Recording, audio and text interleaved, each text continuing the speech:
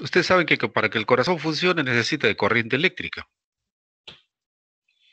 Y esta corriente eléctrica se genera en un lugar y de ese lugar se transmite a todo el corazón. Pero no solamente se transmite a todo el corazón, sino a todo el organismo. Y por lo tanto, en la superficie corporal, esa corriente eléctrica puede ser detectada. Si yo registro esa actividad eléctrica y lo transcribo en una hoja de papel, por ejemplo, tengo lo que se llama el electrocardiograma. ¿Me entienden, no? ¿Comprenden? Sí, ¿Ya? sí, doctor.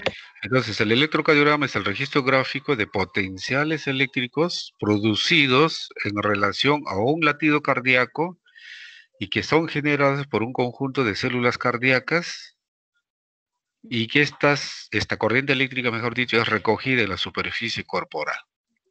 ¿Ya? ¿Dónde? ¿Quiénes son los que originan esta corriente eléctrica? Son células que forman parte de lo que se conoce como el sistema éxito conductor. ¿Ya? La formación del impulso se da en el sistema éxito conductor y su conducción, ¿no? Da lugar a que esta corriente eléctrica, pues, se forme y se transmita. Pero esta corriente es bastante chiquita, es débil, ¿ya? Y obviamente que se disemina por todo el cuerpo. Entonces, ¿quién registra esta señal eléctrica? Electrodos. Electrodos que son puestos en diversas posiciones del cuerpo, pero estos electrodos van conectados ¿a dónde? A un electrocardiógrafo. Entonces, este electrocardiógrafo lo que registra es estos potenciales eléctricos, las modula, las amplifica, las filtra y la transcribe. Y lo que nosotros vamos a ver es un trazado muy característico de esa corriente eléctrica. ¿Ya? Entonces, tanto como la formación como la conducción va a generar ondas, ¿no? De esta corriente eléctrica. Y esas variaciones de estas ondas son los que nosotros vamos a observar como las ondas características del electrocardiograma. ¿Ya? Entonces, primero se da el inicio de la formación del impulso en el marcapaso primario. En los humanos, ¿cuál es el marcapaso primario? Es el nodo sinusal, ¿no? Del nodo sinusal, una vez que se genera el impulso eléctrico, se transmite el impulso a través del sistema especializado de conducción, ¿no? Haciendo que las células del miocardio se activen o se despolaricen, tanto a nivel auricular y ventricular, y después de la despolarización vendrá la recuperación o la repolarización. Todos estos cuatro factores que se ven en esta diapositiva son los factores que generan la corriente eléctrica y las ondas. Perdón, dan lugar a la generación de ondas que están dadas por la corriente eléctrica, ¿no? Seguimos. Todo parte a partir de dónde? Todo parte a partir de una célula cardíaca. De una célula cardíaca. ¿Ya? Todo parte a partir de una célula cardíaca. ¿Cómo? Esta célula cardíaca está en un medio iónico. ¿Qué quiere decir? Que hay iones extracelulares y hay iones intracelulares. Estos iones intracelulares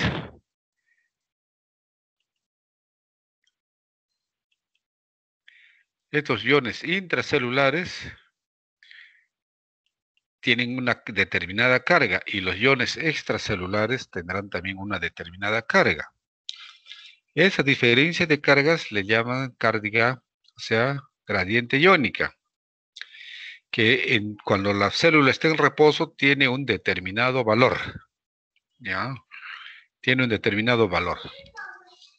Ahora, si la permeabilidad de la membrana se modificara por algún factor, podría ingresar abundantes cantidades de iones al interior de la célula, haciendo que el interior de las células se cargue positivamente. Y de esta forma, la corriente, la carga que está en el interior de la célula va aumentando paulatinamente hasta llegar a un punto. ¿Cómo se llama ese punto? Ese punto se llama umbral. Y a partir de ese umbral desencadena un potencial de acción. ¿Ya? Todo parte a partir de una célula. Ahora, este potencial de acción que se ha generado en una célula puede ser transmitido a las demás células. Pueden ver nomás, ¿ah? No hay problema. No. ¿Ya? Entonces, aquí tenemos la célula en un medio iónico, iones intracelulares y iones extracelulares. La diferencia de cargas entre el intracelular y el extracelular forma lo que se llama la gradiente iónica, que en reposo tiene este valor más o menos de menos 90 milivoltios. ¿Ya? Quiere decir que el externo es positivo y el interno es negativo. ¿Ya? ¿Ya? Cualquier acción de un estímulo que cambie la permeabilidad de la membrana celular para los diferentes iones hace que este potencial pues se altere. Nuevamente estoy repitiendo para que se comprenda bien. Como resultado, cargas positivas se desplazan hacia el interior y neutralizan las cargas negativas. Y esto va a hacer que la carga interior vaya aumentando hasta el umbral, desencadenando un potencial de acción. Ahora, este potencial de acción de una célula puede ser medible. Sí, puede ser medible por medio de microelectrodos. Y por eso se sabe que los trazos de los potenciales de acción son diferentes para cada tipo de célula cardíaca. Eso es muy importante. Ahí dice, trazo es diferente para diversos tipos de células cardíacas. Aquí tenemos el potencial de acción que ha ido aumentando hasta llegar al umbral. De este umbral desencadena el potencial de acción, ocasionando una despolarización de las células y después vendrá la repolarización de las células. Durante todo este periodo hay salida, o sea, hay desplazamiento intra o hacia de diferentes iones, haciendo que esto pues sea una cosa muy dinámica. ¿Ya? ¿Me entienden, no?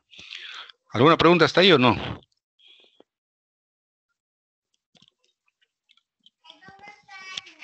¿Aló? doctor, sí está entendiendo. Bien, ¿están entendiendo? Sí, doctor. Muy bien, seguimos. Lo que yo les estaba mencionando, el potencial de acción, las diferentes formas de potencial de acción, aquí lo podemos ver. ¿Qué los diferencia? A ver, a simple vista, ¿qué los diferencia? Podríamos decir. Lo que los diferencia es esta fase, la fase 4. La célula más automática, la fase 4 es una pendiente. ¿Lo ven? Y las células menos automáticas no es una pendiente, es una línea, digamos, prácticamente plana. Entonces, ¿qué les confiere el automatismo a estas células? ¿Ya? ¿Qué les confiere que estas células, se despolaricen? Esta fase de acá, la fase 4. ¿Y por qué la fase 4 en estas células es así? ¿Por qué? Porque estas células tienen una propiedad. Si yo, por ejemplo, a ustedes los pincho el dedo, ustedes van a retirar el dedo. Yo estoy estimulando y yo estoy obteniendo una reacción. A estas células no necesita que los pinchen. Ellas mismas generan su propio estímulo por medio de una propiedad muy propia que se llama el automatismo. ¿Ya? Entonces, la célula más automática, esta fase 4 prácticamente es una pendiente, no es recta. Entonces, una vez que se ha generado potencial de acción, esta es la que lo va a ver el electrocardiograma. Supongamos este potencial de acción es ventricular, como vemos aquí, va a coincidir con el QRS y T. Despolarización ventricular y repolarización ventricular. Si este potencial de acción fuera de las aurículas, esto se va a observar en la onda P. ¿Ya? En la onda P. Entonces, ¿qué cosa es lo que estoy observando cuando veo un electrocardiograma? O sea, un trazado, un complejo, digamos, de ondas, no es más que un potencial de acción, con todas sus fases. ¿Lo entienden, no? Muy bien, seguimos. Y vean que en este complejo de ondas que observamos, que nos traza el electrocardiógrafo, cada parte de este complejo tiene su contraparte desde la excitación del nodo sinusal, formación del impulso, conducción del nodo sinusal al miocardio auricular, ¿no? Etcétera. Y mírenme cómo se va transmitiendo a través, después pasa por el nodo aurículo ventricular al ventrículo se despolariza, y después de despolarizarse el ventrículo, aquí dice completa la despolarización ventricular, el ventrículo se repolariza, o sea, trata de regresar al estado basal previo. ¿Ya? Despolarización ventricular, repolarización ventricular. La despolarización auricular y la repolarización auricular no se observa porque coincide con el QRS. Y como esto tiene mayor magnitud, se lo come, pues entonces por eso que no se observa la repolarización auricular. Aquí tenemos la despolarización auricular, despolarización ventricular y repolarización ventricular. ¿Ya? Aquí está el sistema éxito conductor dibujado. El nodo sinusal, el nodo aurículo ventricular, el tronco, el haz de His, las ramas de Purkinje. ¿Ya? Y esa señal eléctrica, que es lo que observamos, es detectado por medio de estos electrodos por el electrocardiógrafo. Entonces este es el que se va a encargar de amplificar, como la señal es muy pequeña, como les digo, la amplifica, pues, la filtra, la modula y los transcribe en este caso en una hoja o en un papel con cuadrícula. ¿Ya? Ya nosotros ya a este complejo de ondas le hemos puesto estos nombres que vemos aquí. La onda P, el intervalo PR, el QRS, ST, T, QT, etcétera, etcétera. Ya nosotros le hemos puesto esos nombres. Entonces, estas células tienen varias propiedades, ¿ya? Básicas de las células cardíacas. La más importante es el automatismo, como les he mencionado. ¿Ya? ¿Y qué cosa es el automatismo? Nuevamente reiterando, no precisa de estímulos externos, porque ellas generan su propio estímulo. Son los llamados marcapasos naturales. Y obviamente del sistema excitoconductor, la que tiene mayor elaboración de la función automática es el nodo sinusal. ¿Ya? Por lo que nos pasa constituye el marcapaso natural principal en los mamíferos, sobre todo en los mamíferos. ¿Ya? Una vez que se genere el automatismo, por medio de esa fase de la fase 4, que es la despolarización diastólica espontánea, alcanzado el umbral genera un potencial de acción. Reiterando, si alcanza rápido el umbral, la frecuencia pues será mayor. Si demora en alcanzar el umbral, la frecuencia será menor, ¿no? La frecuencia depende principalmente de la pendiente de la fase 4, ¿ya? Entonces este es el que determina la frecuencia, la rapidez, digamos. Pero, ¿qué pasa ya que una vez que se ha generado el potencial de acción en las células? Tiene que transmitirse a las otras células, ¿no? Y eso va a ser por medio de otra propiedad de las células que se llama conductividad. La célula no automática, plana, la automática, pendiente. Y obviamente la más automática es el nodo sinusal, por eso es que su frecuencia es mayor incluso. A diferencia de los niveles más inferiores en donde la automaticidad se va siendo reducido. Es por eso que nosotros podemos ver que la frecuencia ventricular, por ejemplo, es alrededor de 40. ¿Por qué? Porque esa es su capacidad de despolarizarse pues, de estas células. ¿Ya? O sea, su automatismo da para despolarizarse 40 veces. Aquí pues puede estar 70, por decir, ¿no? ¿Ya? Línea recta en las líneas de automatismo y las células marcapaso prácticamente no tienen potencial de reposo. Pues apenas se despolariza, se repolariza y empieza a despolarizarse en forma espontánea. Aquí está. ¿Ya? Y esto depende de los canales del sodio y de los canales del calcio. Tiende a despolarizar la membrana y esto es la base del automatismo de ciertas células del corazón. Muy bien. Esta propiedad de la refractariedad no lo vamos a ver. La conductividad sí. Una vez que se ha generado un impulso en una célula, puede ser transmitida a las demás células. ¿Ya? Por medio del sistema especializado de conducción. ¿Ya? Y lo más importante aquí hay que tener es tener la salvedad de que la velocidad de conducción es diferente, ¿ya? Es diferente en las diversas estructuras. Esto no lo vamos a ver porque eso lo van a ver ustedes en cualquier libro. Esto sí, la velocidad de conducción a nivel del nodo auricular, del miocardio auricular, 2 a 3 metros por segundo. El nodo auricular ventricular, 200 milímetros por segundo. Tronco y haz de His, 4 a 6 metros por segundo. Entonces, ¿dónde es más veloz? Aquí, pues. Entonces, ya ustedes se estarán dando cuenta que lo que el electrocardiógrafo va a demostrarnos con el electrocardiograma es desde la formación del impulso y la conducción del impulso. O sea, formación del impulso y duración del impulso, transmisión del impulso quiere un tiempo, o tiempos, es decir, duración. Si la duración de conducción es largo, el complejo pues será ancho. Si la duración de la conducción es breve, la anchura pues del complejo va a ser estrecho. ¿Se dan cuenta, no? Ahora, nosotros registramos la señal eléctrica por medio de electrodos. Esos electrodos pueden ponerlas ustedes donde quieran, donde les da la gana. ¿Ya? Pueden ponerlas donde quieran porque ahí van a obtener la señal eléctrica. Pero por efectos o por cuestiones de estandarización internacional, se han ideado lo que se conocen como nombre de las derivaciones. Las derivaciones son puntos donde se colocan los electrodos, que pueden ser bipolares o unipolares. ¿Ya? De manera tal que ustedes, si registran un electrocardiograma a un paciente aquí, ahora, si ese paciente mañana está en la China, pues le van a obtener un electrocardiograma utilizando las mismas derivaciones, porque eso es un acuerdo. ¿Me entienden, no?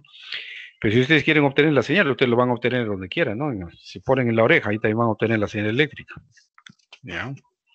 Ahora, si la derivación une dos puntos, es bipolar. Si la derivación mide ese potencial a partir de un punto, es unipolar.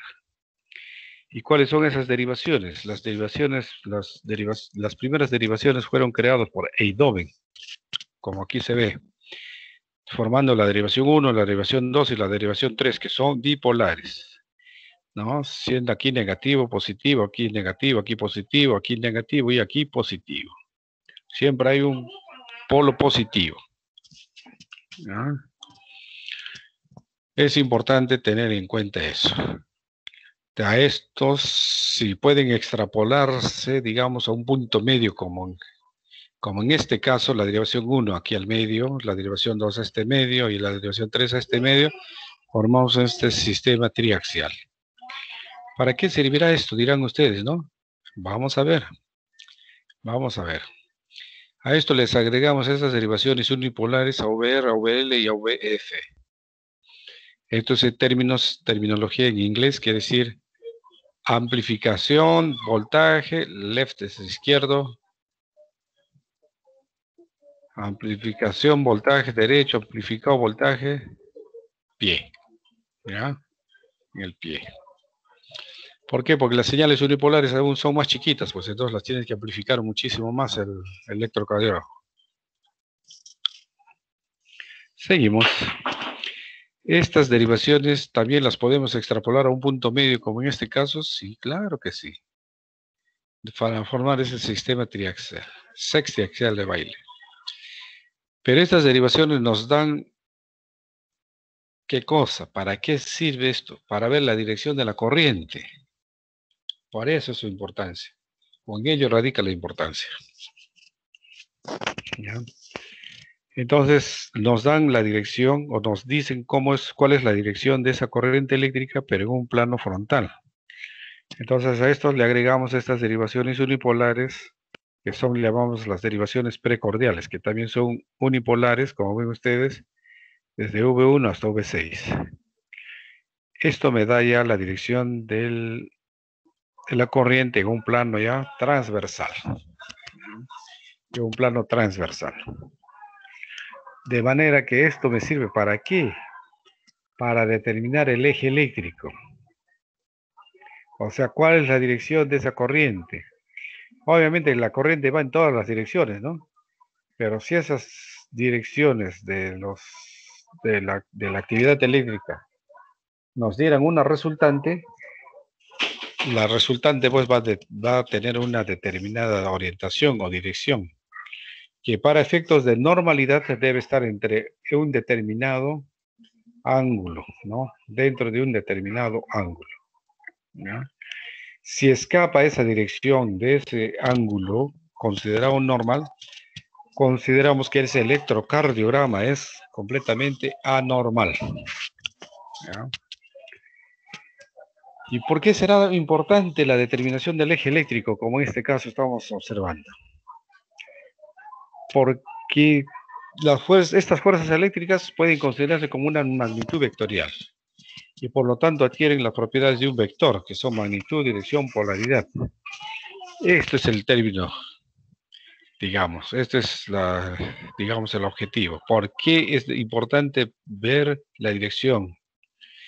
Porque es el mayor determinante de normalidad o anormalidad de un electrocardiograma, tanto en el plano frontal como en el horizontal.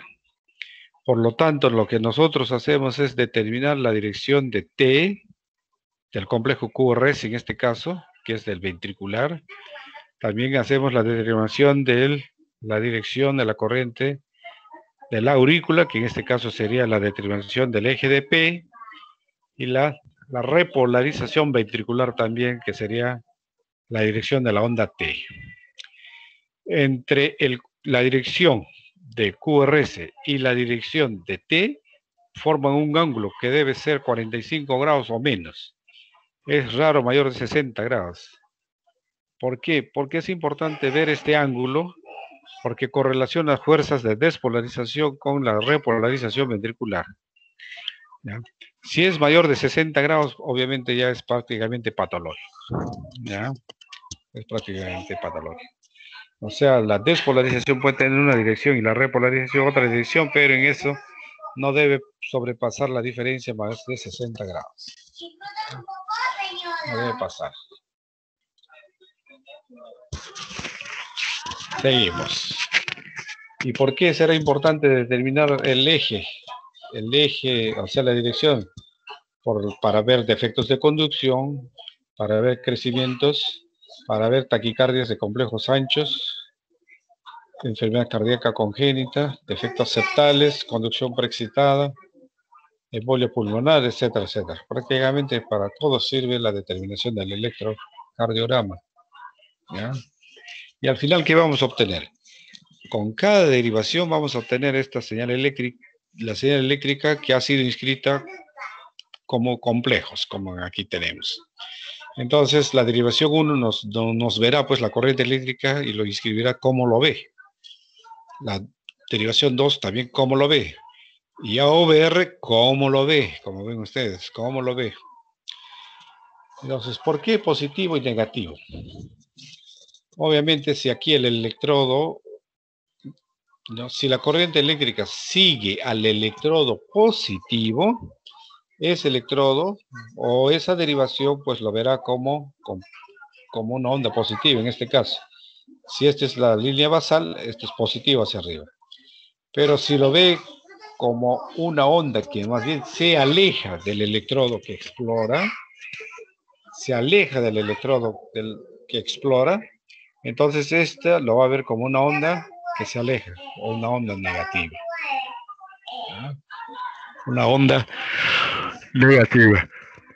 Entonces, si se acerca el electrodo es positivo, si se aleja el electrodo es negativo.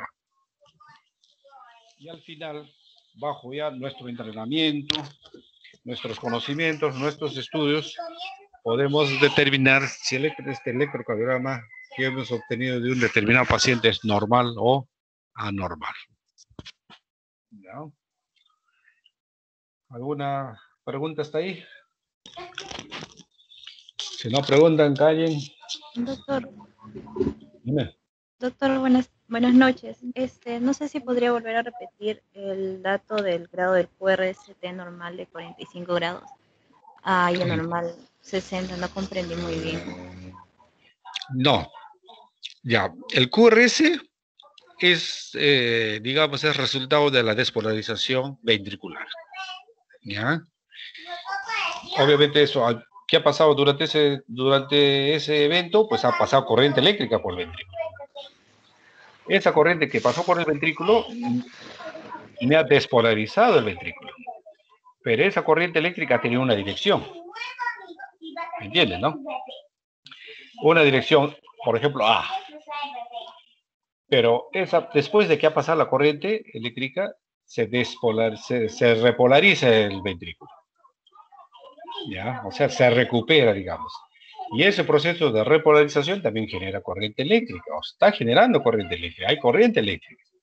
Pero esa corriente eléctrica de la repolarización ventricular también tiene una determinada dirección.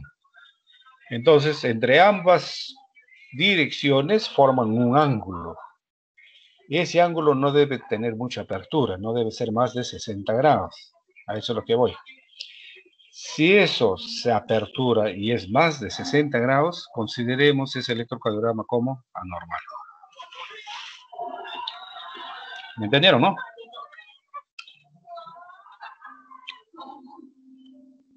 Sí, sí, doctor.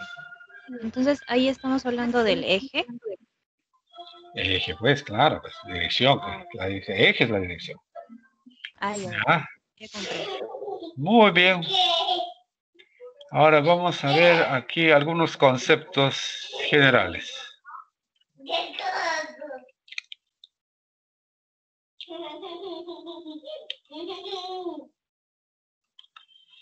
Aquí está el electrocardiógrafo. Claro, ese es un electrocardiógrafo antiguo, ¿no? Galvanómetro, sistema de inscripción, amplificador, sistema de calibración. En la actualidad los electrocardiógrafos ya son pues digitales, pues, ¿no? Son ya prácticamente una computadora. Doctor, no se puede ver la diapositiva. ¿Ve? No se ¿No ve se la ve la diapositiva? diapositiva. No, Ah, perdón. no se ve, doctor. No se ve. Bueno, ahora sí lo verán.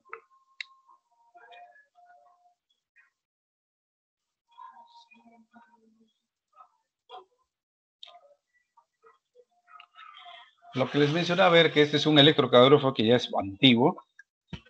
Galvanómetro, sistema de registro, de inscripción. Ya. Los actuales ya son pues ya pues prácticamente unas computadoras. Me dejo entender. ¿Ya? Entonces esto me está detectando la señal eléctrica y la está inscribiendo en este papel con cuadrícula. ¿Dónde la voy a inscribir? En una cuadrícula. Aquí lo ven, el papel con cuadrícula. ¿Y por qué es importante este registro en un papel con cuadrícula? Para facilitar la interpretación. Entonces nosotros tenemos que saber que 5 de estos es un segundo, y hacia arriba es 0,5 y 10 de estos son 1 milivoltio. Altura es milivoltios. Y cada uno 0,1 milivoltios. En este sentido, cada uno es 40 milisegundos y 5 de estos son 200 milisegundos. Y 5 de estos es un segundo.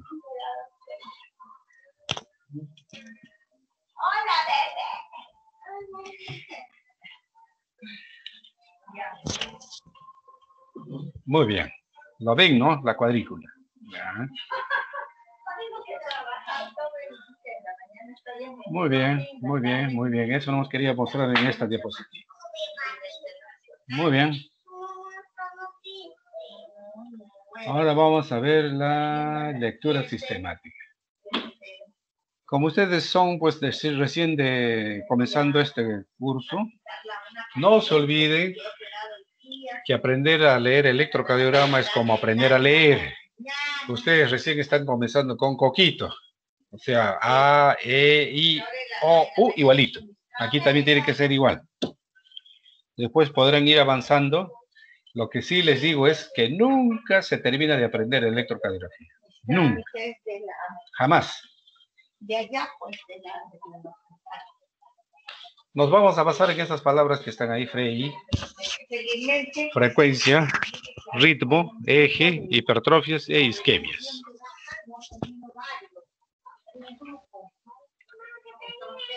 Ya vimos ya la cuadrícula y esto nos va a facilitar las cosas. No se ¿Perdón? ve las Ah, no se ve. diapositivas. No se ve otra vez. Ya sé, ya sé. Me olvidé de levantar.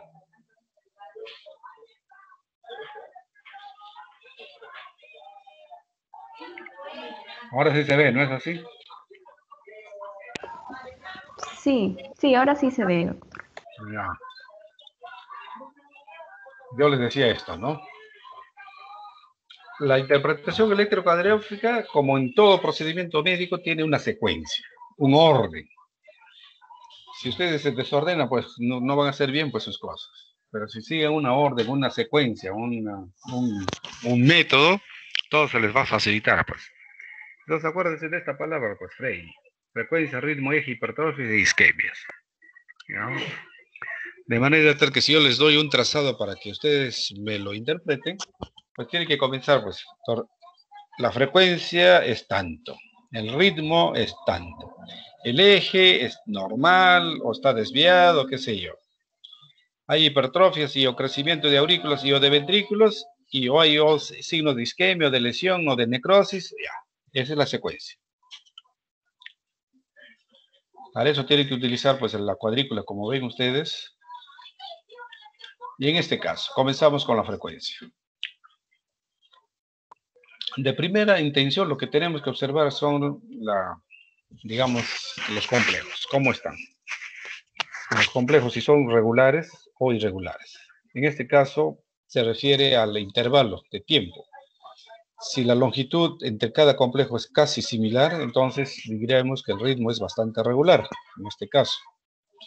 Si el ritmo es regular, entonces vamos a utilizar esta fórmula que es 1500 entre el número de cuadraditos. Por ejemplo, tomamos esto de acá como basal.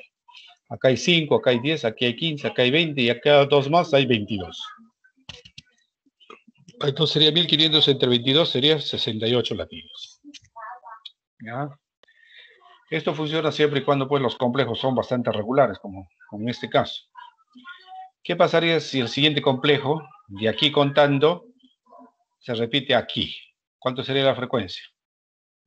Sería 1500 entre 5 entre 10. 1500 entre 10, ¿cuánto sería? 150. 150. Si este complejo de aquí se repite aquí, ¿cuánto sería?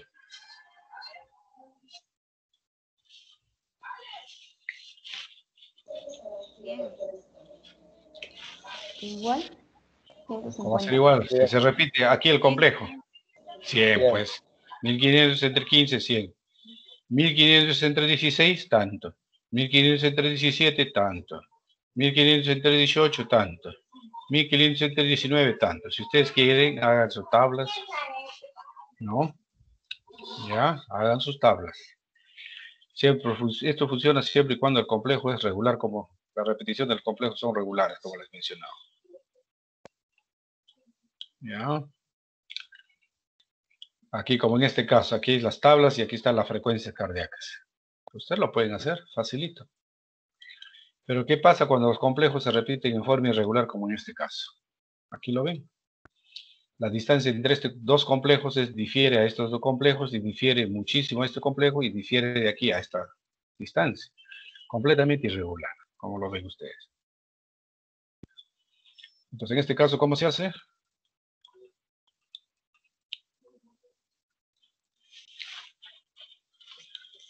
Dijimos que 5 cuadraditos de estos son un segundo. O sea, 5, 10, 15, digo, acá hay 1, 2, 3, 4, 5 cuadraditos de estos es un segundo.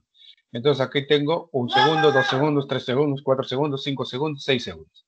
En estos 6 segundos cuento cuántos latidos hay. Este está afuera, no lo cuento pues. Cuento de aquí. 1, 2, 3, 4, 5, 6, 7, 8, 9, 10, 11, 12. Estos dos se los multiplico por 10 y eso me sale la frecuencia cardíaca promedio. En este caso, ¿cuánto sería? 120. ¿Ah? 12 latidos en 6 segundos por 10 me sale más o menos la frecuencia promedio. Ya está. Facilito, ¿no? Muchos de los papeles con cuadrícula tienen estas marcas que se ven aquí arriba, que aquí es 1 segundo, 2 segundos, 3 segundos, 4 segundos, 5 segundos, 6 segundos. Y como aquí son irregulares, como ustedes lo ven, contamos pues en estos 6 segundos cuántos latidos hay. 1, 2, 3, 4, 5, 6, 7. 7 por 10, 70. En este trazado el promedio sería 70 latidos por minuto. Aquí lo dice. ¿Ya? Pero aquí están las marcas de por segundo. ¿Lo ven, no? ¿O no lo ven? Sí, las marcas. Ya está. Sí. ¿Ya se han vuelto expertos sacando la frecuencia o no?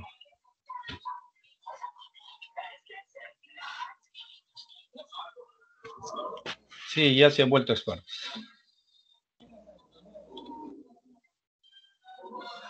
Ahora el ritmo. ¿Es sinusal o no sinusal? Primerito.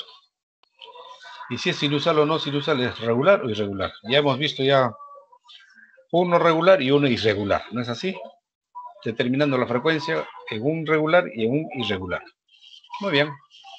¿Pero es sinusal o no sinusal? Entonces, ¿cómo yo sé que es sinusal o no sinusal? Primero, si es nodo sinusal, yo tengo que estar seguro que mi impulso se origina en el nodo sinusal. ¿Y dónde está localizado el nodo sinusal? A ver, delegada. Sí, allá en la aurícula derecha, ¿En el piso o en el techo? en el techo. Ah, en el techo. Por la desembocadura de la vena cava superior. Entonces, el impulso se origina arriba. ¿Y hacia dónde se dirige? ¿Hacia arriba o hacia abajo? Hacia abajo. Hacia abajo, hacia el nodo aurículo ventricular, para que vaya hacia el ventrículo. ¿Ya? Mira, de la aurícula sigue su trayecto hacia el ventrículo. ¿Ya? ¿Qué derivación es la más paralela a la dirección de esta corriente? Paralela. ¿Qué derivación? A ver, delegada, no se quede callada.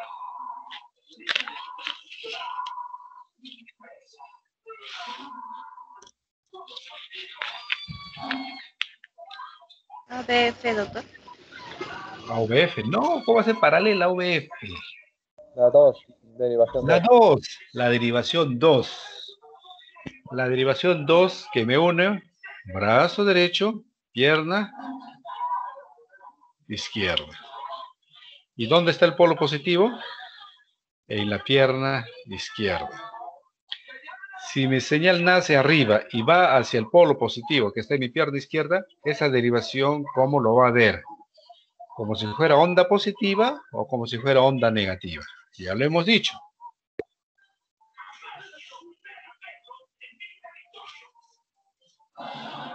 ¿Ah? Onda positiva. Positiva. Claro, ¿por qué positiva? Porque está yendo hacia el polo positivo, hacia el electrodo positivo. Entonces esa derivación lo va a ver como una onda positiva. ¿Y dónde vamos a ver eso? En la onda P. Entonces en la derivación 2 debe ser positiva. ¿Y aquí es positiva o no? Sí, positiva. ¿Aquí lo ven? Positiva la onda P. ¿Qué derivación me ve mejor la dirección si mi onda va hacia la derecha o mi onda va hacia la izquierda? A ver, delegada. La delegada va a estar feita ahora. Ay, así, doctor, como que... ¿Podría repetir la pregunta, por favor? ¿Qué derivación me determina mejor la dirección si va hacia la derecha o si va hacia la izquierda?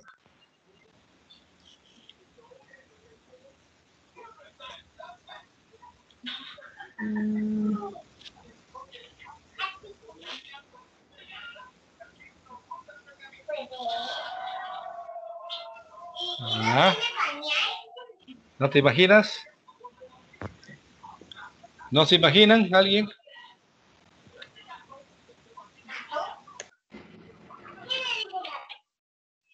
La derivación 1. La derivación 1. La derivación 1 me une mi brazo derecho y mi brazo izquierdo. De la mitad de mi cuerpo para la derecha, mitad derecha. Y la mitad de mi cuerpo para la izquierda, mitad izquierda. ¿Dónde está ubicado el electrodo positivo en esta derivación? En el brazo En el brazo Izquierdo. izquierdo. Quiere decir que mi impulso nace en la aurícula derecha. ¿Y hacia dónde va? Hacia el lado izquierdo. Entonces, esa onda que ve, esa derivación, ¿cómo debe ser? ¿Positiva o negativa? Positivo. Positiva. Entonces, veamos la derivación 1. ¿Mi onda P es positiva o negativa? Positiva. Positiva. Entonces, aquí yo sé que mi impulso nace de derecha y va hacia la izquierda, y nace arriba y se va, dirige hacia abajo. ¿De qué derivación esta señal que se origina en el nodo sinusal y que va hacia abajo se aleja? ¿De qué derivación se aleja? De ABR. AVR, AVR. Entonces, si se aleja en AVR, de AVR, ¿cómo debe ser la onda P en AVR? ¿Positiva o negativa? Negativa. Veamos AVR. Es negativa. ¿Mi ritmo es sinusal o no sinusal? Sí, es sinusal. Sinusal. Además, el ritmo tiene que ser regular o puede ser irregular. La onda P va a aparecer a todos los complejos, claro que sí. Y la frecuencia debe estar entre 60 y 100.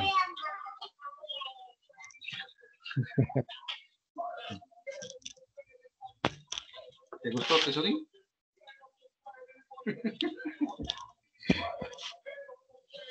Muy bien. Entonces veamos. Aquí el ritmo es regular y es sinusal. Aquí claramente lo ven, ¿no es así? Veamos a ver los siguientes ejemplos. ¿Aquí hay onda P o no hay onda P?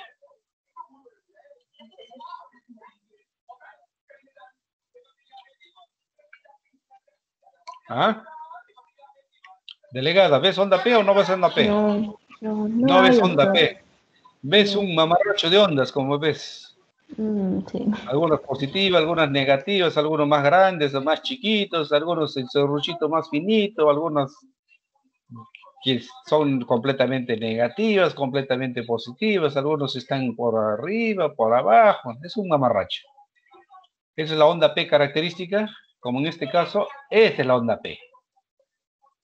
Aquí no hay onda P. ¿Y el ritmo cómo es? ¿Regular o irregular? Completamente Irregular. Entonces aquí, en este trazado, ¿qué diríamos? Ritmo no sinusal e irregular. En este trazado de abajo, ¿ve onda P o no ve onda P? No. No se ve onda P, Tampoco. esto no es onda P. Esto no es onda P. Ya le hemos dicho, ya le hemos mencionado cómo es la onda P. Así es la onda P. Así es la onda P. Así es la onda P. Linda, bonita, simpática, así es. ¿Y esto es onda P? Esto no es onda P. ¿Ya? Pero aquí el ritmo es regular o irregular. O sea, los complejos se refieren de forma regular o irregular. Eso parece regular. Regular. Entonces aquí el ritmo sería no sinusal y regular. Aquí ritmo no sinusal e irregular y aquí ritmo sinusal y regular. ¿Cuál es el ritmo? Es lo que estaba diciendo el ritmo. Aquí está sinusal o no sinusal, irregular o irregular. Ya está. Ahora vamos a ver el eje. Una de las partes más importantes del electrocardiograma, que ya lo he mencionado. Las alteraciones, variaciones de esto determinan normalidad o anormalidad. Muy bien. Vamos a ver, partiendo desde un ejemplo, a ver. Todas las derivaciones del electrocardiógrafo, del electrocardiograma, nos servirán o nos serán útiles para determinar la dirección de ese eje, de esa corriente eléctrica. Sí. ¿Ya? Pero ¿para qué complicarnos la vida? ¿Para qué complicarnos la vida? Podemos usar 2 o 3 derivaciones, ¿no? Que nos bastarían. Entonces, yo les pregunto, ¿qué derivación me divide mi cuerpo en dos mitades? Mitad derecha y mitad izquierda. La 1, La derivación 1. derivación uno, obviamente, que ya lo hemos dicho también. Quiere decir que la mitad de mi cuerpo hacia el lado derecho, mitad derecha, y la mitad hacia el lado izquierdo.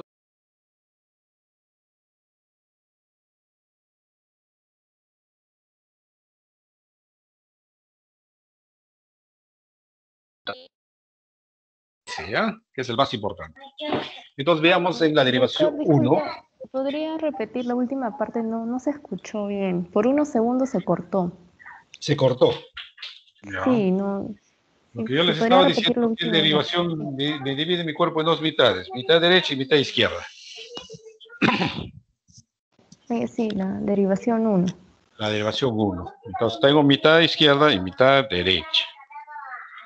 Entonces vamos a ver de frente al electrocardiógrafo para no perder nuestro tiempo. Entonces tengamos en mente la derivación 1. ¿Dónde está el polo positivo?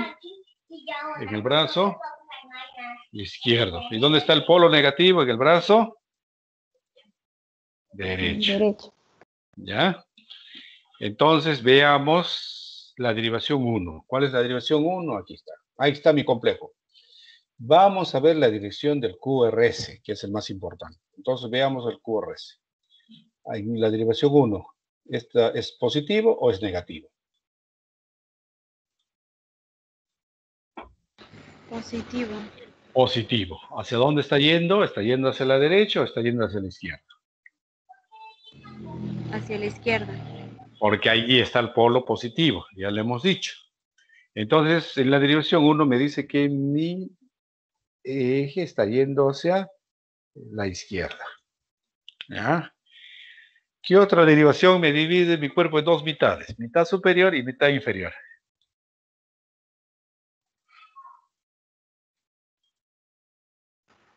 ABF. AVF. AVF, aquí está. En AVF, ¿dónde está el electrodo explorador? ¿Dónde está el electrodo?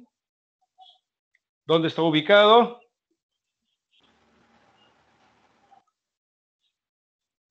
En el pie izquierdo. En el pie izquierdo. ¿Ya? Quiere decir que si mi eje se dirige hacia mi pie izquierdo, lo va a ver como una onda positiva. Y si se aleja de ahí, lo va a ver como una onda negativa. ¿Ya? Entonces veamos aquí en nuestro ejemplo AVF. ¿Es positivo o negativo? Positivo. Entonces, ¿hacia dónde está yendo? ¿Hacia abajo o está yendo hacia arriba? Hacia abajo. Hacia abajo. Entonces, mi eje está yendo hacia la izquierda y hacia abajo. ¿Dónde cae esto mejor? En este cuadrante. Hacia la izquierda y hacia abajo. En este cuadrante. Este es el cuadrante normal de los ejes. ¿Ya? Cuadrante normal de los ejes. ¿Ya? Vamos a ver los otros ejemplos. Aquí. Derivación 1 es positivo. ¿Izquierda o derecha? Rapidito. Izquierda. A la izquierda. AVF no es positivo, acá es negativo. ¿Hacia dónde está yendo? ¿Hacia abajo o hacia arriba? Arriba. Hacia arriba.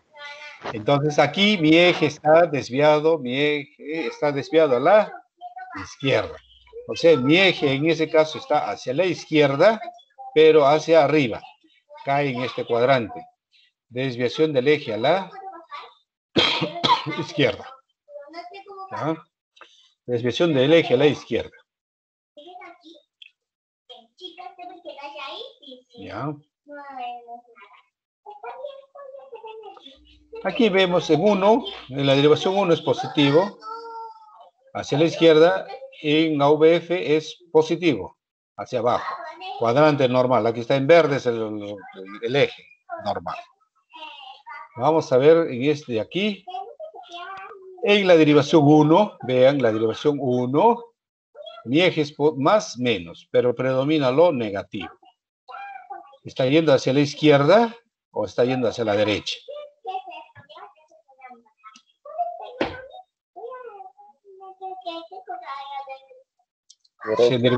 Hacia la derecha, porque es predominantemente negativo, pues hacia la derecha.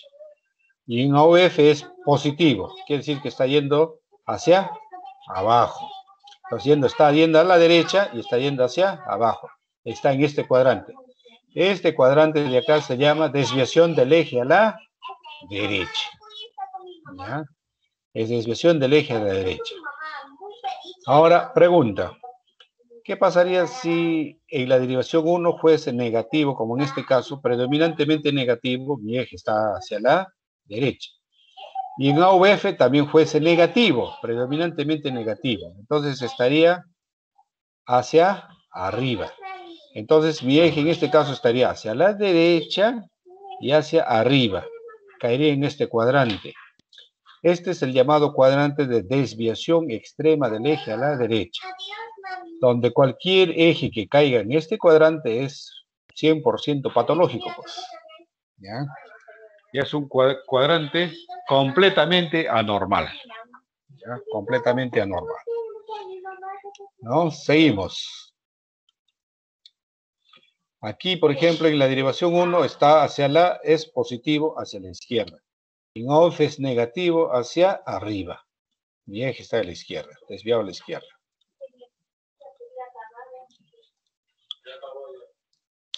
¿Tesorino se fue ya? ¿Tesorino se fue ya? ¿Qué tesorino se fue ya? ¿Qué te va a ir todavía? Allá.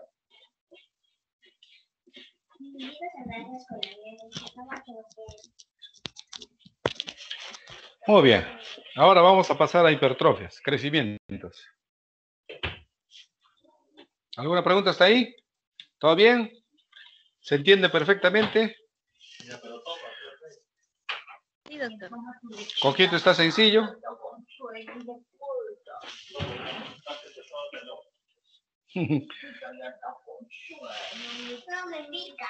¿Te pica tu ojito? Ay, ay, ay. Vamos a ver. Crecimiento de aurículas. Eso lo vamos a ver mejor con una diapositiva, creo. Mejor.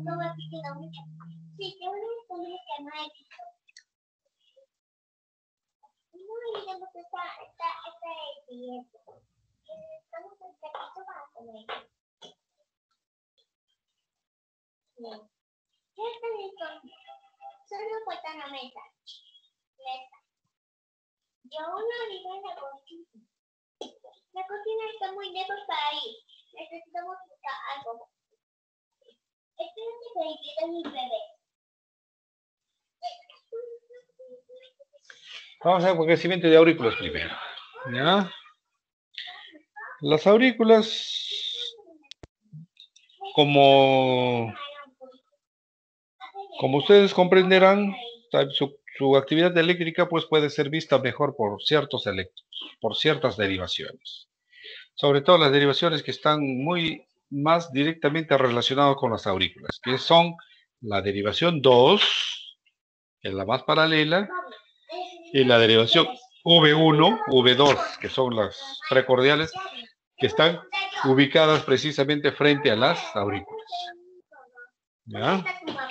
Entonces vamos a ver cómo es ahí, cómo se observarían los crecimientos de las aurículas. ¿Ya? Muy bien.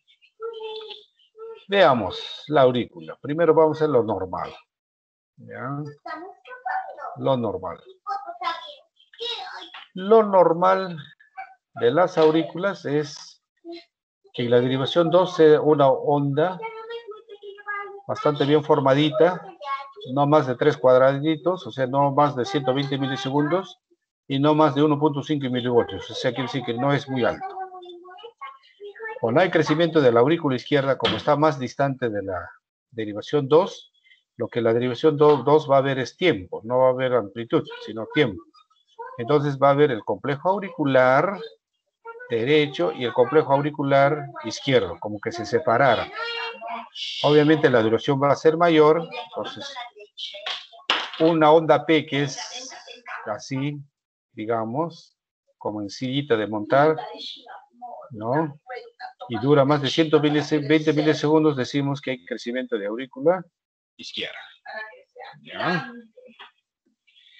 Y en la derivación 1,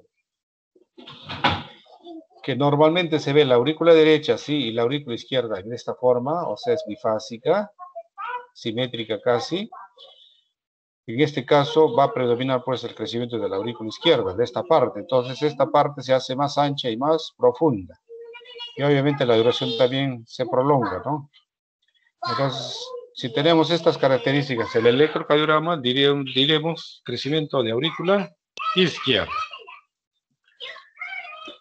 Y en relación al crecimiento de la aurícula derecha, como está más directamente relacionado con la derivación 2, por ejemplo, entonces lo que va a predominar no es el tiempo, sino la amplitud. Ya dijimos cómo es la onda P normal, no más de 120 milivoltios y no más de 2.5 milivoltios. ¿Ya? Pero cuando hay crecimiento de la aurícula derecha, esta onda crece, más de 2.5 milivoltios, ¿ya? En altura. Y obviamente en la derivación V1, V2, la primera porción que corresponde a la aurícula derecha adquiere pues notoriedad, se hace más picuda, más prominente y más alta, ¿ya? Sobre todo más alta. Entonces ahí diríamos que hay crecimiento de aurícula derecha, ¿ya? Por ejemplo, en este trazado, ¿qué vemos?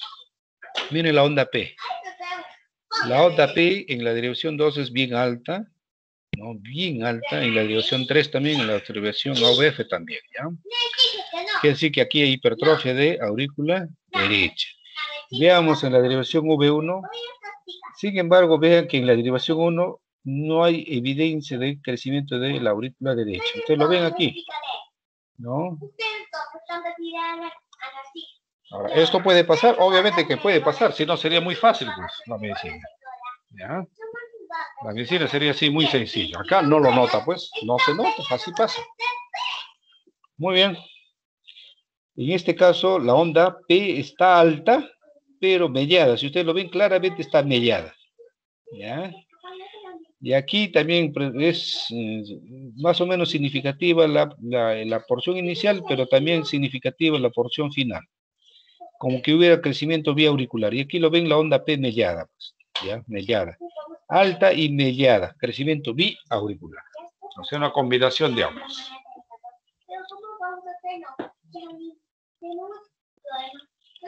Aquí la onda P está completamente mellada. Lo que pasa es que está muy chiquita, digo, el trazo está muy poco pintado, es más difícil de notar. Vamos a ver aquí. Miren la aurícula derecha. Miren la aurícula derecha. Grande, alta. Y aquí en V1 ya es evidente, pues, la primera porción de la aurícula derecha. Aquí sí es evidente. Bien alta, bien elevada. ¿Ya? Bien alta y elevada. ¿Ya? Alta y elevada. O sea, crecimiento de aurícula derecha.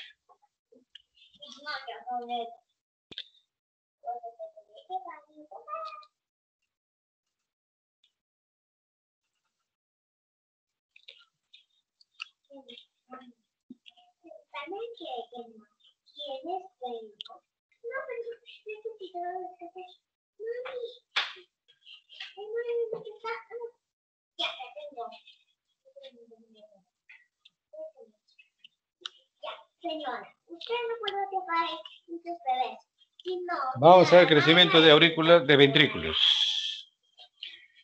Tal como en las aurículas hay derivaciones que ven mejor las cavidades auriculares, en este caso también hay derivaciones que ven mejor las cavidades ventriculares.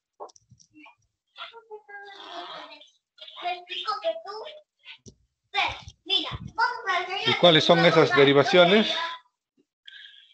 V1, V2, que está en directa relación con no solamente con las aurículas, sino con el ventrículo derecho. Y V5, V6, que está en más directa relación con el ventrículo izquierdo. Muy bien, vamos a ver. ¿Ya? Primero tenemos que saber cómo es lo normal. ¿Ya? Lo normal en V1, V2.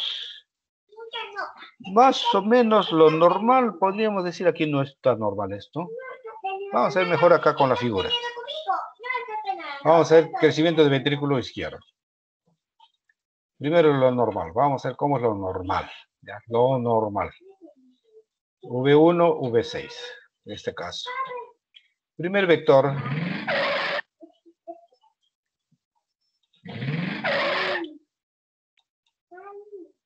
El segundo vector. En V6 la R es alta, como ven ustedes. Y en V1 hay RS. La S también es más o menos importante, pero no tan grande, no tan profunda, ni tanto de eso. ¿Ya? Y tenemos el vector 3, obviamente. El tercer vector que es el final. Muy bien. ¿Qué pasa con la hipertrofia del ventrículo izquierdo? En este caso, como en este caso. La onda R en V6 pues, va a ser muy alta, va a adquirir tremendas dimensiones y aparte de eso se va a empastar, o sea, se va a ensanchar. Obviamente pues dura más tiempo, pues hay mayor masa y el impulso eléctrico demora más tiempo en atravesar toda esa masa, pues. Entonces será más alta, más grande, pero también demora más tiempo, ¿ya? Entonces la R en V5, V6 será muy alta y la S en V1, V2 será mucho más profunda.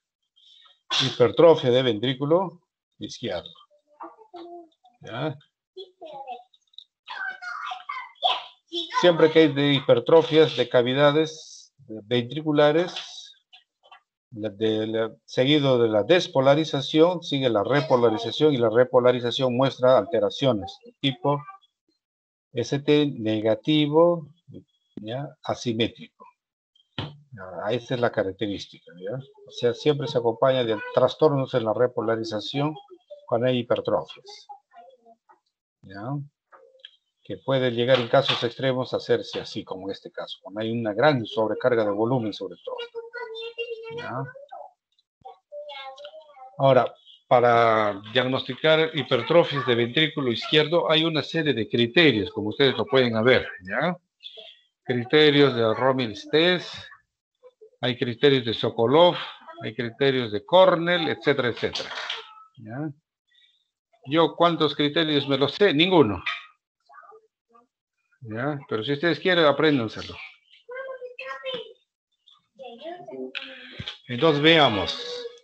En el electrocardiograma, veamos la derivación V1. La onda S es profunda, pero en V2 es mucho más profunda. Ustedes lo ven. Muy profunda. La R casi insignificante. En V4, V5, V6, vean, la onda R es muy grande, muy prominente y hay trastornos de la repolarización. ST y T está aplanado, negativo en este caso. ¿Hay hipertrofia de ventrículo izquierdo? Por supuesto que sí, hay hipertrofia de ventrículo izquierdo. Aquí tengo que utilizar algunos de los criterios mencionados. Obviamente que a simple vista ya pues me va a dar que sí, ¿no? Me va a decir que sí.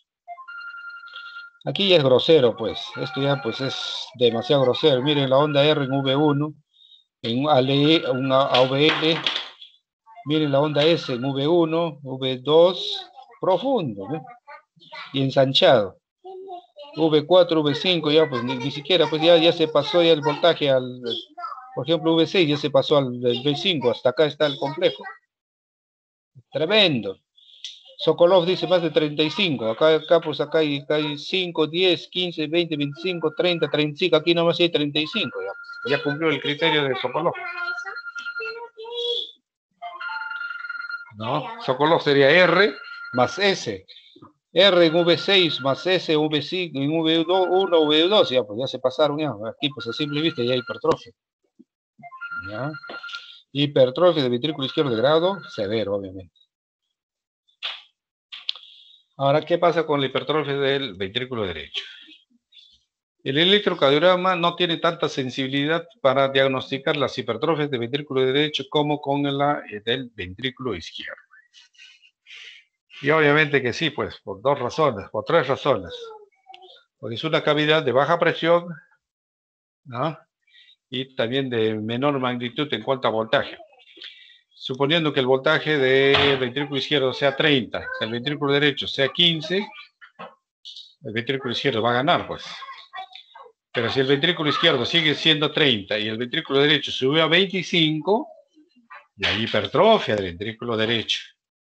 Pero 25 sigue siendo menos que 35, entonces ¿habrá evidencia electrocardiográfica de hipertrofia del ventrículo derecho? Aún no. Porque el ventrículo izquierdo lo está superando y está dominando todavía. Pero ¿qué pasa? Que si el ventrículo derecho sigue 30 y del ventrículo derecho ya subió a 40, ya le superó al ventrículo izquierdo. Ahí sí aparece ya los signos electrocardiográficos de hipertrofia del ventrículo derecho. Pero ¿cuánto tiempo pasó? Mucho tiempo. Por eso les decía que la sensibilidad para diagnosticar el hipertrofia del ventrículo derecho es menos, ¿ya? Es menos. ¿Ya? Aquí hay algunas características, ¿ya? El eje se desplaza a la derecha, no hay un criterio único que tenga alta sensibilidad, claro, pues la sensibilidad es menor, obviamente que sí, ¿ya? ¿Qué derivaciones ve para el ventrículo derecho? Igualito, V1, V2, V5, V6. ¿Ya? En este caso, la R en V1 pues crece tremendamente, como ustedes ven aquí, y la onda S se hace más prominente en V5, V6. Hipertrofia de ventrículo derecho.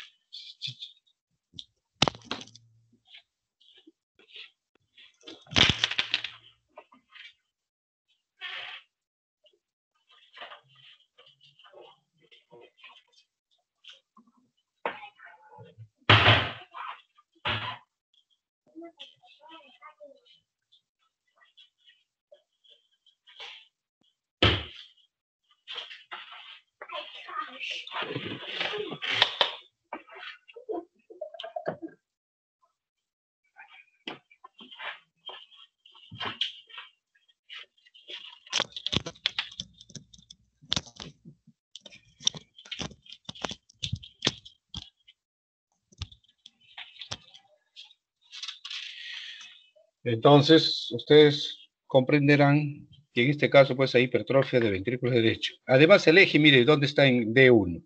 En la derivación 1, que es negativo, o sea, está hacia la derecha, completamente hacia la derecha, ¿ya? Está hacia arriba y hacia la derecha. Digo, hacia abajo, en OBF es hacia abajo y hacia la derecha. Muy bien. Mire el trastorno de la repolarización como ustedes lo ven, lo notan, ¿no? ¿Ya? Para diagnosticar hipertrofias de ventrículo derecho también hay una serie de criterios como ustedes lo podrán ver y eso lo pueden revisar ustedes en cualquier texto, en cualquier libro, en internet, en donde quieran. Si quieren se lo aprenden, como les digo. ¿Tendrá preguntas del examen de esto? Puede ser que venga. ¿Ya? Por ejemplo, acá vemos en la dirección V1, pura R, pues, pura R. Aquí ya no hay S, R. Y aquí hay S, predominantemente S. Hipertrofia de ventrículo derecho. Pues esto ya es muy grosero, pues. El eje está a la derecha también, ¿no?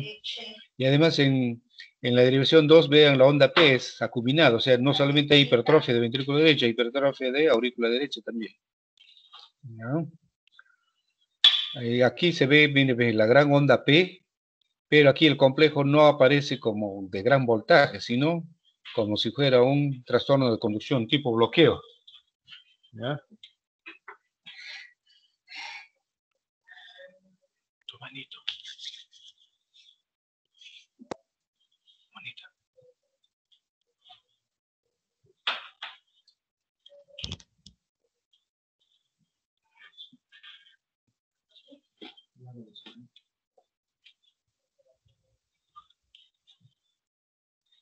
¿Ya?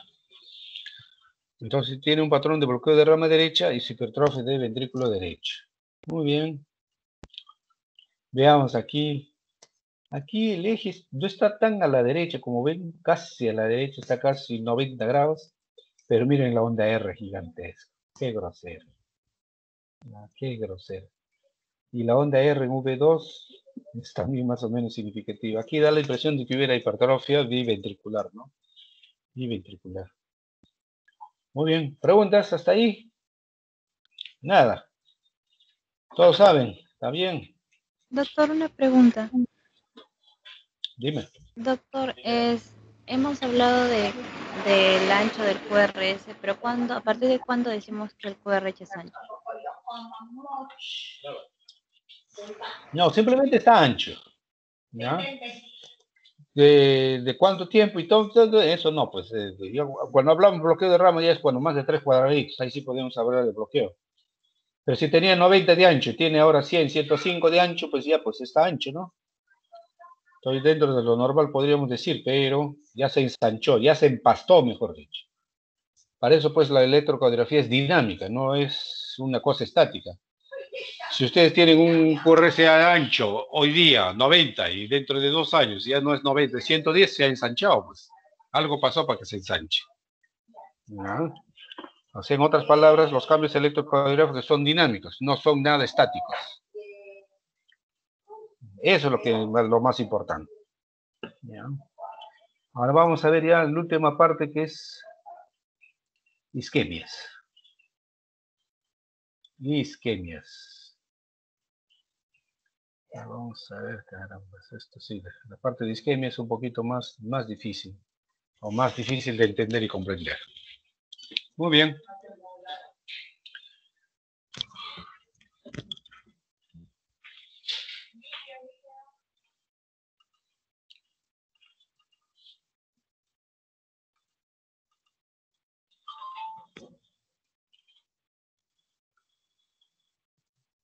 ¿Lo ven, no? La figura, ¿no? Sí, sí, doctor, sí se Ya. ve. Para que comprendamos qué problemas o qué cambios electrocardiográficos se pueden producir cuando hay isquemias, tenemos que comprender primero la anatomía. ¿Cómo es la anatomía? ¿Cómo es la circulación? ¿Cómo se nutre, mejor dicho, el corazón? ¿Ya? El corazón se nutre por medio de las arterias que llamamos las arterias coronarias, ¿no es así? Ya usted lo sabe. ¿Ya? Las arterias coronarias, que ¿dónde están localizadas? Están a nivel del epicardio, o sea, están encima del corazón. Y en su transcurrir en el epicardio van a emitir sus ramas que van a perforar el miocardio para nutrir. Entonces actúan como ramas o arterias terminales.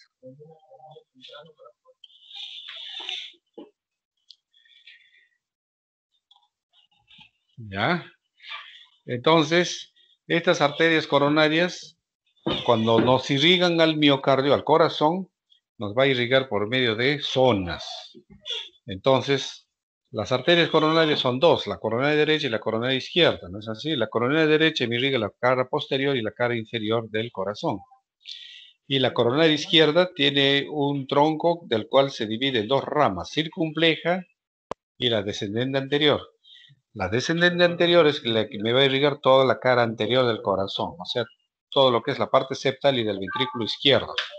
Y la circunfleja, la cara lateral y la cara posterior del ventrículo izquierdo. ¿Ya? Del ventrículo izquierdo. Entonces, comprenderemos que si hay alteración o trastorno de conducción, de circulación, en alguna de las arterias o en alguna de las ramas de las arterias estas, pues el área comprometida será pues lo que corresponde digamos, al área pues, digamos que, del cual va a depender pues la nutrición por medio de esa arteria, ¿no? Y la descendente anterior es la más importante. Entonces, si hay un infarto de cara de la descendente anterior, pues habrá un infarto de la cara anterior, ¿ya? Entonces, pero este evento ocurre afectando desde el epicardio hasta el endocardio. Quiere decir que la circulación coronariana es desde del epicardio al endocardio, las primeras porciones que van a padecer son el endocardio. Y del endocardio, por ejemplo, la disminución de la irrigación va a ir aumentando y puede ir progresivamente hasta llegar al epicardio. Y estos producen cambios electrocardiográficos que, a mi entender, están mal dichos, ¿no? Porque ahí ponen ahí lesión o isquemia subendocárdica y después subepicardio. Yo creo que cuando ya llega el subepicardio, pues ya el subendocardio está peor, pues. O sea, ya llegó pues a todo el espesor de la pared, como decían. ¿Ya? Entonces aquí vemos la arteria coronaria izquierda, en este caso. ¿Ya? Y vemos, por ejemplo, que aquí hay como una pequeña mordedura de ratón, que así que hay cierta lesión. ¿Ya? Aquí la arteria se adelgaza un poquito, como ven ustedes, medio tortuosa, y por ahí si en algún punto hay una, o se tapa, por ejemplo, la arteria, pues vamos a tener un infarto, ¿no? O si hay una disminución de la irrigación, pues va a haber una isquemia, y si empeora esto, lesión.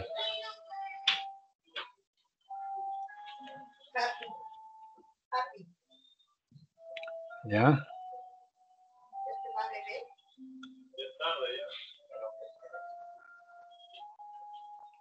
Muy bien. Vamos a ver si esto está, me gusta, no me gusta esto.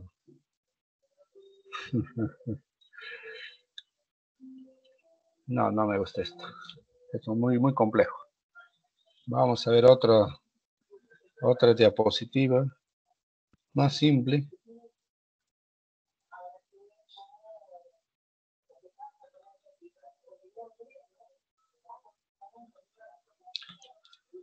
Un poquito más sencillo, vamos a ver esto de acá.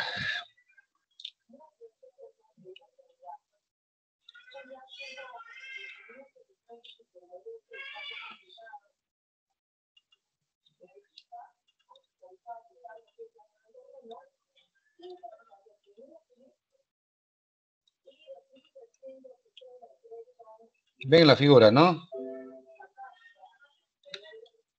¿Ya? Sí, doctor. Entonces, los grados de afectación del miocardio van a partir de isquemia.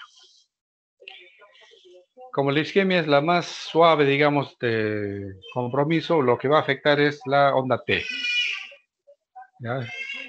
¿Por qué razones la lesión y la isquemia afectan la repolarización? O sea, el ST y la T. Pregunta para el examen. Va a venir esa pregunta. ¿Ya? Entonces, lo que afecta primero es la T, isquemia. Cuando ya se produce trastornos metabólicos, ya no es ya solamente isquemia, ya hay lesión, el ST. Y cuando se tapa una arteria, ya no hay ya ni lesión ni isquemia, hay necrosis. No conduce la corriente. Entonces, ¿cómo se va a ver? Es interesante ver eso. Muy bien. Vamos a ver. Ya. Cuando hay isquemia, afecta la onda T, la lesión, el ST, y cuando hay necrosis, aparecen ondas Q. Muy bien. Cuando hay isquemia, la primera porción que padeces es la parte endocárdica. Entonces la onda T se hace positiva, se hace simétrica, se hace similar, y ahí le llaman isquemia subendocárdica. Pero a medida que esta isquemia va aumentando, se va aplanando hasta que se negativiza. Y la negativización también es completamente simétrica. Esa es la característica, ya es completamente simétrica. Y aquí le llaman isquemia subepicárdica, ¿no? Como si fuera solamente la porción del epicardio isquémico, ¿no? Y cuando sabemos que si ya llegó el epicardio, pues la zona subendocárdica pues estaba peor, a eso me refiero, ¿no? Por eso le llamo yo mal llamado isquemia subepicárdica, ¿no? Tal vez sería mejor llamarlo isquemia transmural, ¿no? Porque ya llegó a todo el espesor del miocardio. Este es de la escuela mexicana, de los mexicanoides, que ahorita todavía siguen enseñando o siguen considerando muchos médicos, ¿no? Estos conceptos, ¿ya? Pero para efectos prácticos voy a considerarlo a ver, para que ustedes más o menos comprendan, ¿ya? Entonces, por ejemplo, en este caso, es un electrocardiograma basal, y aquí tenemos un electrocardiograma donde vemos que la onda T se ha combinado bastante simétrica y bastante alta. Desde V2 hasta V5 hasta V6, podríamos decir.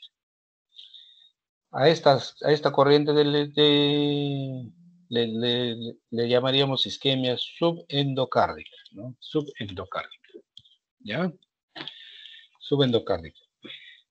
Ahora, si esta isquemia subendocárdica empeora, esto se va a ir aplanando, se va aplanando hasta que se negativice, como en este caso. También es bastante simétrica. Aquí le llaman isquemia subepicárdica, ¿ya? Así le llaman, ¿ya? Tal vez, como les digo, sería una isquemia, ¿no? Transmural, de toda la pared, pues mejor dicho. Sería tal vez el término más apropiado, ¿ya? ¿Cuál es peor? Esto, pues es peor. Obviamente que esto es peor. Llegó hasta el epicardio, pues. ¿Ya? La negativización de la onda T. ¿Ya? ¿Qué pasa cuando ya hay lesión? Ya se produce pues unos trastornos metabólicos que ya no solamente va a afectar la última porción de la repolarización, sino desde el inicio, que es ST. Entonces el ST puede supradesnivelarse o puede infradesnivelarse. Primero comienza con infradesnivelación, o sea, el ST desciende. Al descender el ST, le llaman isquemia lesión de subendocárdica, igualito como de la isquemia. ¿Ya? Pero este grado de lesión puede ir ascendiendo y tomar mayor espesor de la pared hasta llegar al epicardio. Y hasta llegar al epicardio, esta corriente de lesión va a producir cambios electrocardiográficos, ¿no? Que se va a traducir en un supradesnivel del ST, ¿no? Cuando se llega a este estadio, le llaman lesión subepicárdica, como les digo, ¿no?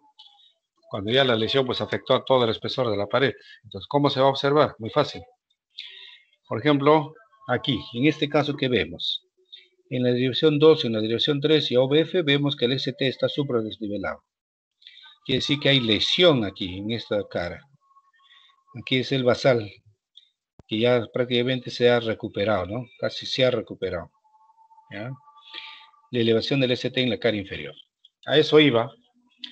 Cada derivación, como me ve una parte del corazón, entonces esos cambios, si se ven en esas determinadas derivaciones, nosotros podemos precisar qué caras del corazón están siendo afectadas. Si estos cambios se ven, por ejemplo, en 2, 3 a OBF, como en este caso, decimos que esos cambios corresponden a la cara inferior. ¿Ya? A la cara inferior. En este caso vemos depresión del ST, vean, depresión del ST en 2, 3 a OBF. V3, V4, V5, V6. O sea, aquí diríamos que hay una lesión subendocárdica que está afectando al subendocardio en la cara inferolateral, ¿ya? Inferolateral, bastante lateral, ¿no? Ha tomado la lateral casi prácticamente hasta la cara anterior. Probablemente sea por afectación de la coronaria derecha, pero que da la vuelta a la punta, pues hacia la cara anterior. ¿Ya? Una arteria recontra importante. ¿Ya?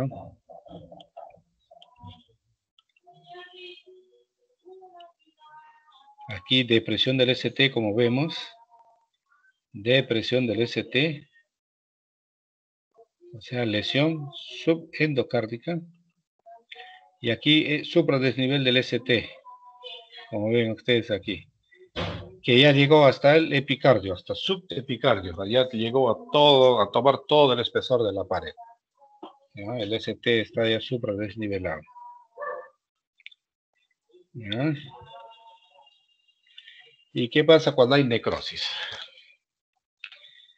Supongamos la necrosis se produce en la cara anterior.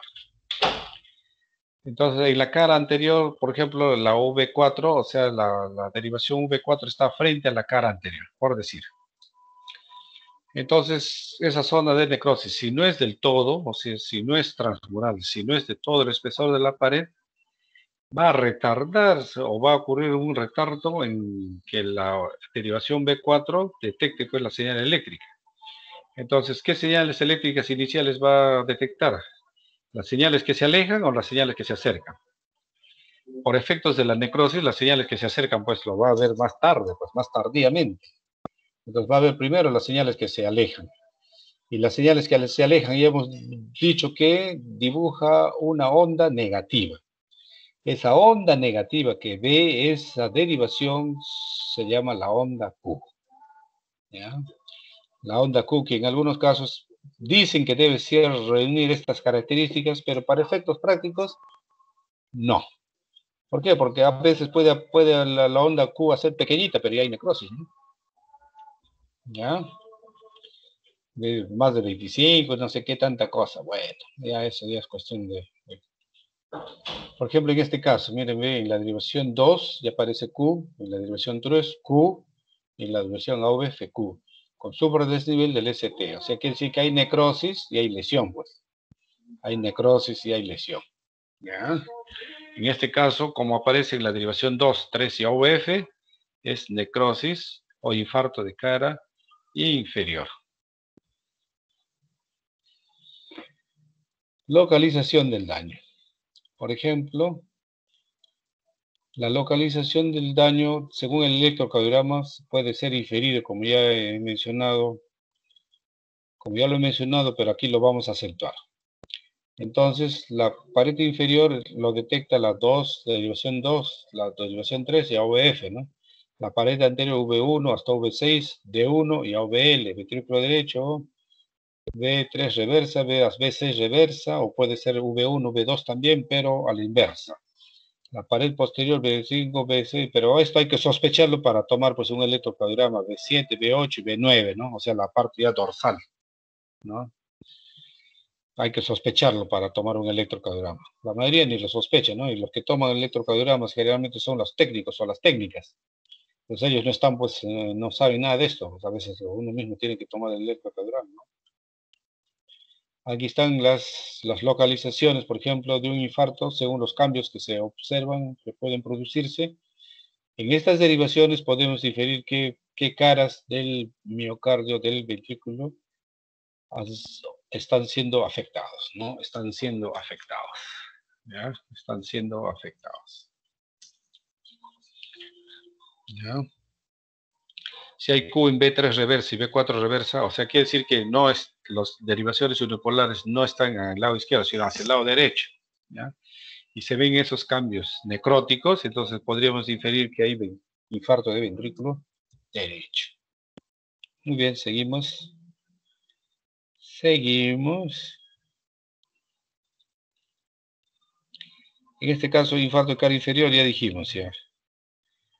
Cambios en 2, en 3, AVF, incluso hasta V6, quiere decir que afectó la cara inferior tocando un poquito de la parte lateral, ¿no? Un poquito de la parte lateral. Infarto de cara inferior, o infarto de miocardio inferior nada más. Ya, inferior, seguimos ahí con la inferior. La posterior, ya les dije ya, en V1, V2, V3, pero a la inversa. Si esto yo lo invierto, esto no es R, pues esto es Q. ¿Ya? Es Q.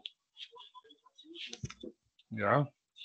Porque la R no puede ser tan grande pues en V1, V2, ¿no? Pero si el paciente viene con un cuadro clínico de infarto de miocardio y yo le obtengo este electrocardiograma, yo tengo que sospechar de que hay infarto de cara posterior. ¿Ya? Hay infarto de cara posterior. ¿Ya? Estos son los cambios, ¿no? Que aquí se produce el infarto, es de 2, 3 AVF, o sea, es cara inferior, y en la cara anterior los cambios recíprocos que se obtienen, ¿no? Esto es lo mismo que ver esto, pero a la inversa, parecido, ¿ya?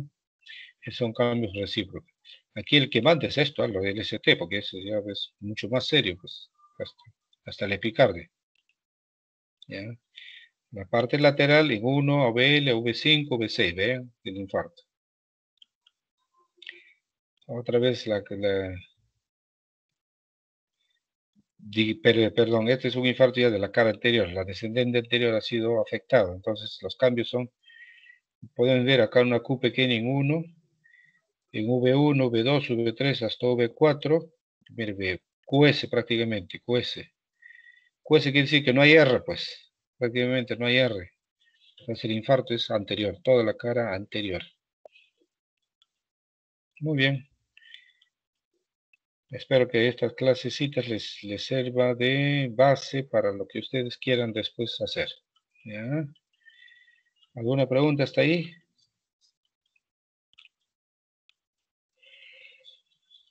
Doctor, ¿podría volver a mencionar en qué momento sospechamos que hay lesión en cara posterior? En cara posterior, si aparece R, pues R altas en V1, V2, pues no es normal que haya R altas en V1, V2. Y obviamente con el cuadro clínico, pues, tiene que el paciente tiene cuadro clínico. Pues. Usted no le van a tomar un electrocardiograma a todo paciente que viene a emergencia, ¿no es así?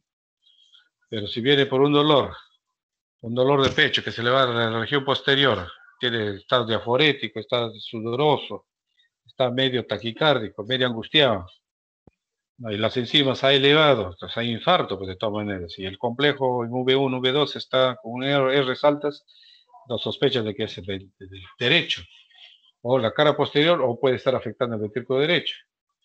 Entonces, ¿cómo complementan? Pues le toman un electrocardiograma pues a la reversa para ver si es el ventrículo derecho.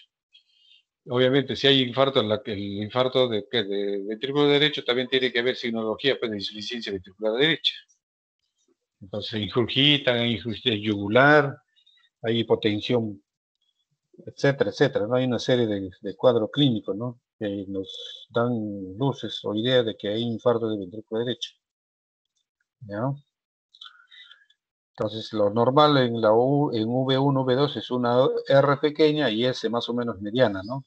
R pequeña y S mediana, pero si hay pura R o R predominante en V1, V2, si no es hipertrofia, tiene que ser infarto, no hay otra cosa. Muy bien. Entonces ahí pues hay que asociar, el electrocardiograma tiene que asociarse pues con el cuadro clínico. Usted no, si ustedes hacen un despistaje nada más que hablando electrocardiográficamente hablando, ¿no? Entonces cualquier alteración uno obliga a descartar ciertas cosas, ¿no? Pero si esa alteración viene acompañada por un cuadro clínico evidente, pues ahí sí, pues ni hablar, ¿no? Eso tiene que tener, la sospecha tiene que estar muchísimo más clara. ¿Ya? ¿Alguna cosita más?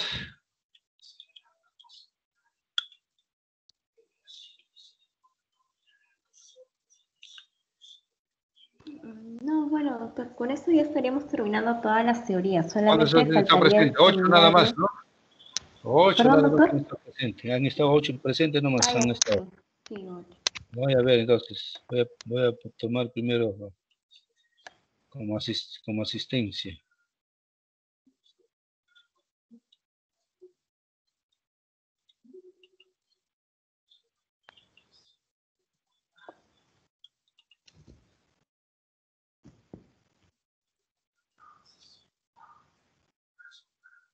Muy bien.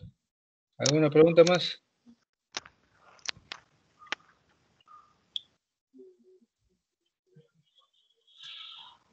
Doctor, el día miércoles serían los seminarios. No lo sé bien, la verdad. Debería de ser 1 o 2 seminarios o 1 por día, ¿no? Pero los 3 está bravo. Pero bueno, vamos a intentarlo, pues. Ya, Sí, vamos a ser breves, doctor. bien. Vamos a ver. Entonces ya nos vemos. Hasta luego. Ya, ya, doctor, muchas gracias. Buenas noches. Hasta luego. Muchas gracias, doctor. Buenas noches. Gracias, doctor. Buenas noches, doctor. Gracias. Gracias, doctor.